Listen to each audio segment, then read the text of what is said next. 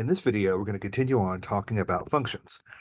So in the standard C++ way of doing programming, the main function should come first. But as I mentioned last time, you can't do that with the way we've been defining functions. So if a function call occurs before the function body, which if you have int main first would always be the case, then you're going to have trouble. Okay, so if I were to take my compare3, which calls larger, and move it to where it's above the definition of larger, okay, and then try to run it or try to compile it, see, it gives you an error message. Okay, it's saying that it doesn't know what that is. Okay, that hasn't been declared yet in this scope. Okay, so we haven't found it yet. Okay, and I've got something else I was going to add later. Yep, that sneaking in there. Okay, so that doesn't work. So what does work is that before the main, for each function, we can add what's called a function prototype. Okay, so a prototype looks like this.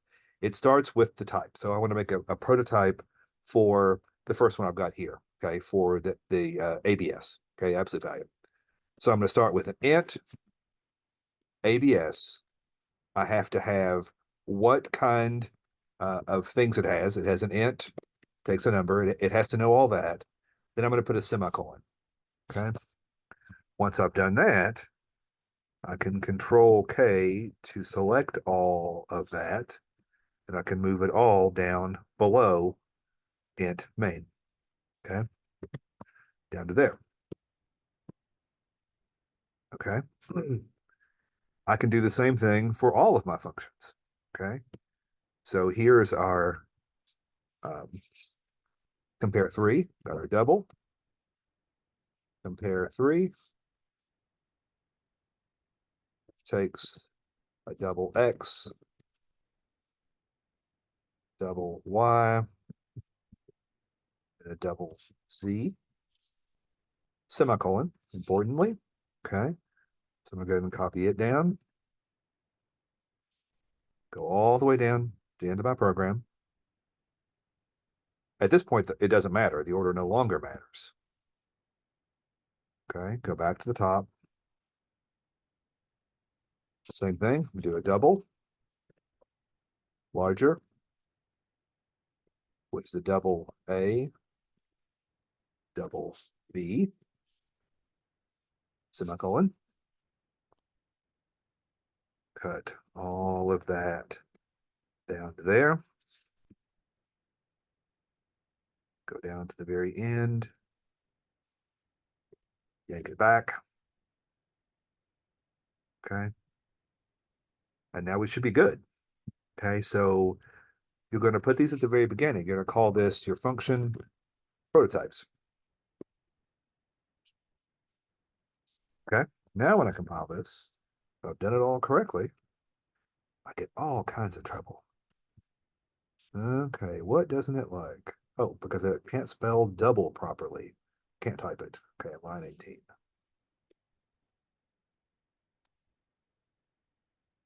Doesn't help that D-O-U-B-L-E, D-O-U-B-L-E.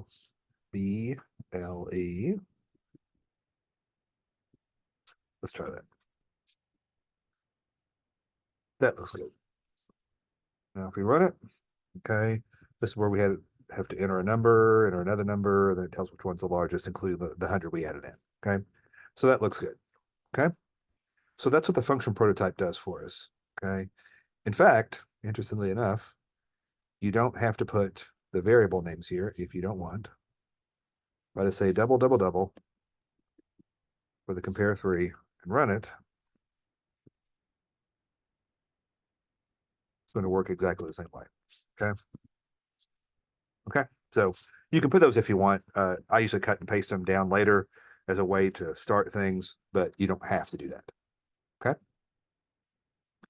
So that should solve that problem. So all of our programs from now on, all the functions should be at the top.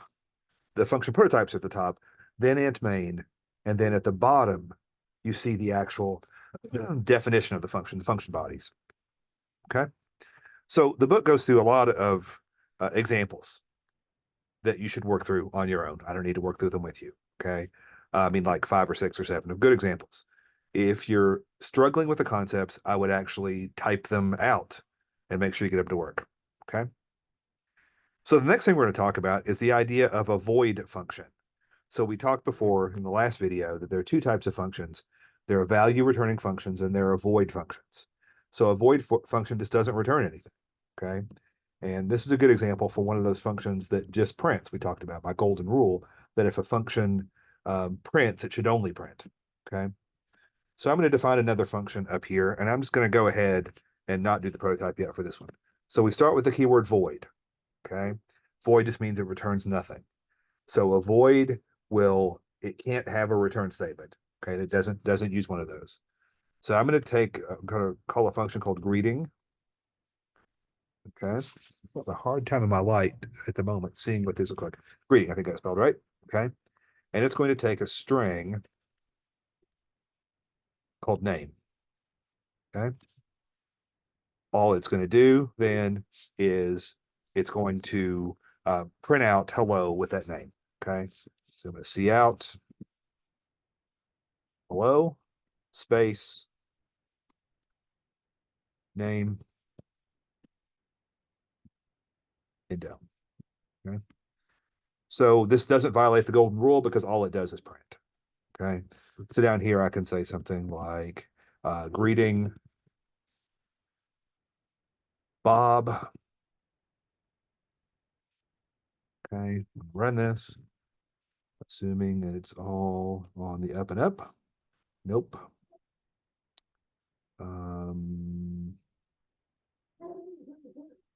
Yes, I did mean greeting. Yeah, I don't know why. I'm having a hard time in this light seeing my computer tonight. Some of the colors are really strange. Greet.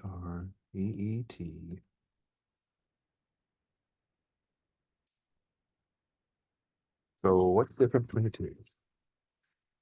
Oh, well, the T appear. That's a problem. Greeting. There we go.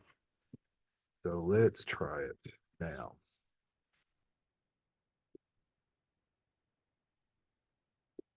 And there we go. There's our hello Bob. Okay. So those functions can come in handy when you don't want to return anything. Okay. There could be others that we could do that with. Okay. And again, more examples in the book of that.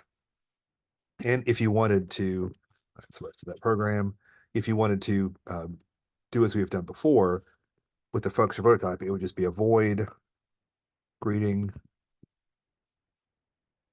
string is enough, semicolon. Okay, then I can cut all of that, go all the way to the bottom, and paste that. And that should be A-okay. Okay. So for the functions that take a parameter so far, and I guess I can go down here to the functions down here. So let's say like our ABS, our absolute value function. Okay, it's taking this parameter here, int number. Okay. And we'd said before that this function has no side effects.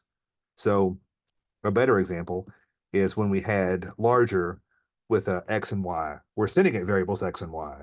Okay. But it didn't have any effect outside of the scope of the function that was called in. Okay. Sometimes we want it to have an effect. We want there to be side effects. Okay. So we want to send, in essence, live variables. Okay. So any change that we make inside of our function will be reflected back in the actual program. Okay. So again, what we did before was called pass by value. That's a normal way. We're now going to do a pass by reference. Okay. And pass by reference is handy in a couple of situations, 3 situations. Okay. The first is when you want there to actually be a side effect. So you want to send a variable to a function and have an actual change happen back out in the program that called it. Okay. Sometimes you want that. It also is handy if you want to be able to return more than one piece of information. Okay. So you could always send a dummy variable as a reference variable to the function set its value in the function, and then when it closed down, you would still have access to that value. Okay. And then the third case we'll talk about later, and that's if you're passing in a big memory structure like an array, which we haven't talked about arrays yet, then sometimes it's more efficient to send an address of that object rather than create it again in memory. Okay. So we're going to delay that discussion for a bit. Okay. So let's look at an example of how this could work. Okay. So I'm going to go back up here and I'm going to create, I think I've got too much stuff. So let me get rid of a bunch of this stuff. Don't care about that. Don't care about any of that. I don't think I care about any of these functions. We're in a whole new world here. Okay. Which means I need to go up and get rid of my function prototypes as well. Okay, I think that'll be okay. Okay, so I'm going to create this function. I'm going to go do the prototype first. It's going to return an integer. It's going to be called double it. Okay, it's going to take an int. That's all we care about for here. Okay, and again, I can copy that, paste it back, move it down below main, and now I can start in. I have to add something here, an in. Okay, now I can start the declaration. All we're going to do here is say a return of 2 times n. That's it. That's all we're doing. Okay. So if we were to run this, we could just say cout double it 5. Okay. Simple function. I didn't make any mistakes and I run it and I made a mistake. The greeting's still there. Where's the greeting at? There's the greeting. Greeting's giving me trouble tonight. Okay, if I run this now, it gives me what I ask it to do. I've lost my mind. Oh, double at 5 is 10. There we go. That greeting threw me off again. Okay. So it's doing what we expect. Okay. Um, let's say I wanted it to have 2 numbers. I want to double both of them. Okay. There's not currently a way to do that. Okay. So if I were to say double it int int m, let's say, and change that to be int comma int. Okay. And then there's no way to do it normally, but if I were to add the second one, let's say, if I put an ampersand right after the int, okay, it means that that variable, I'm not sending the value, I'm sending its memory address, okay? So then I could say m is equal to 2 times m, and then we can just return the n normally if you want, okay? Or I could also just go ahead and make this a void function, okay, and make these both pass by reference. And that would be n is equal to 2 times m and an n. Oh, that was already there. Okay. So those will now pass back the way they came. So I think, if I'm not mistaken, I have to put those there as well. It will let me know that's not correct. Okay. So now I wouldn't want to print it because it doesn't return anything. Okay. Instead, I've got my x and y. Okay, let's say I'll go ahead and set values here. X is equal to 10 and y is equal to 20. Okay, so now if I say double it x, y, okay, that should have side effects. So let me do it before. Cout x tab y inline. Cut that and paste it afterwards. Okay, let's see what the double it function does. Okay, and it doesn't like something. Okay, ambiguating new declaration of void int. Am I spelling it differently? Maybe it doesn't want those things there. Let's see.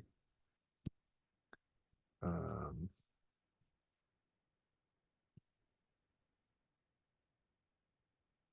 oh, that's my problem. It's a void. It's a problem. I didn't change them. That's what's complaining about, I think. Yes, that was good. Okay. So now if I run this, you see that before it was 10 and 20. Afterwards, it's 20 and 40. Okay. So by the simple addition of the ampersands here, I'm able to have live side effects back in the program. Okay. So I think another one that's worth looking at would be if we did a swap function. So let's say we have two variables, X and Y. I just want to swap their values for some reason, in case they have to be in a certain order. Okay. So it's going to be a void function. We call it swap. It kind of has to be a void function because I can't change two things. Okay. Again, it's going to be the same prototype in that sense, an int and an int. Okay. You have to have a semicolon for the prototype. But now in my function, my void swap, okay, again, it takes an int called X, an int called Y.